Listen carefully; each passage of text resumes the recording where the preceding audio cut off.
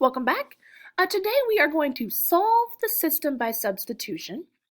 If you notice, we have 3 examples in this video, and I want you just to think back, all the way back to the very beginning of the year. When we talked about solving equations, we had 3 different types of solutions. We had one solution, we had no solutions, and we had infinitely many solutions. Well, guess what? Works the same way with systems. So I'm going to show you an example of each. So up first here, I have y equals negative 3x plus 2 and y equals 3x.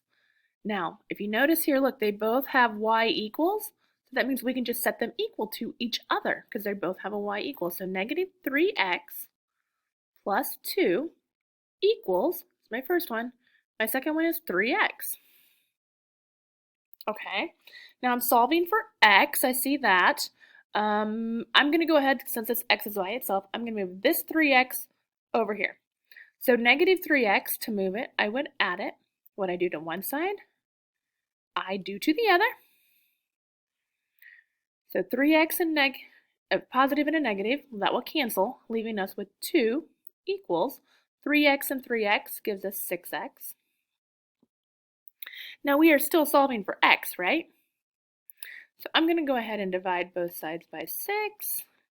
And it looks like, well, it looks like I'm going to have, if I simplify that, 1/3 equals x. Okay, if I have 1/3 equals x, I'm going to plug that back into one of my equations so that I can find my y. So I'd have y equals, I'm just going to pick the bottom one, 3 times 1/3. Well, 3 times 1/3, that would mean y equals 1, right? Yeah. Now, would that work the same way if I plugged it into the other equation? If I said y equals negative 3 times 1/3 plus 2, that would be y equals negative 3 times 1/3. That'd be negative 3 over 3, which would be negative 1 plus 2. And negative 1 plus 2 is positive 1. So my solution for this equation, remember solutions are written as ordered pairs, would be, what was our x? 1/3. What was our y? Well, it was 1. So this is one solution. I have a coordinate that makes this true. Up next, I have y equals negative x plus 5, and I have x plus y equals 5. Now remember, in substitution, we're looking for something that's already been solved for if we can. And I do have that. I have a y equals right here. So since I know what y equals, I'm going to plug that in exactly where I find y. So instead of x plus y, I'm going to say x plus, well, negative x plus 5. I'm going to plug it exactly where it belongs. And I'm going to keep writing equals, and that equation equals 5. Now, simplify x minus x. Well, x minus x, that's nothing, right? That's 0. So if that's nothing, then I have 5 equals 5. Is that true? Yes, this is a true statement.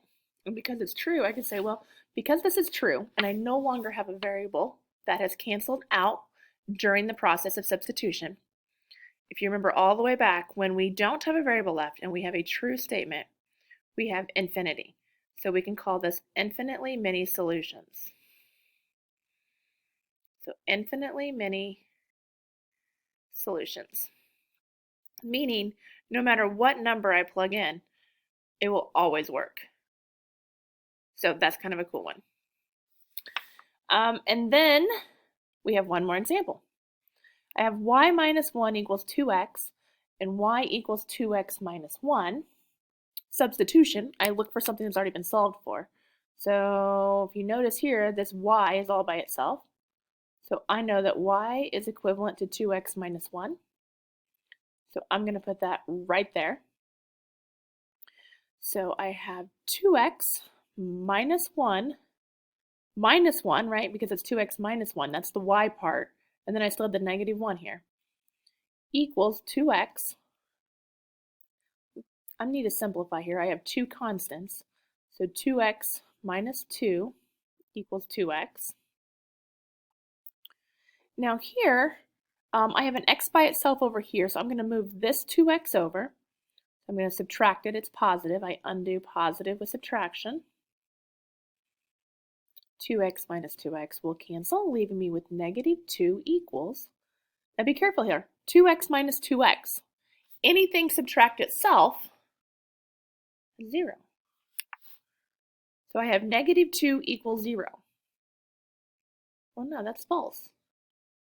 Negative 2 does not equal 0. It will never equal 0. So if it's false, we can say, well, this has no solution. So you have 3 options. You can have one solution, infinitely many solutions, and no solutions, just like we could back in equations. I just wanted to make sure you had an example of each one of those before you started your practice today.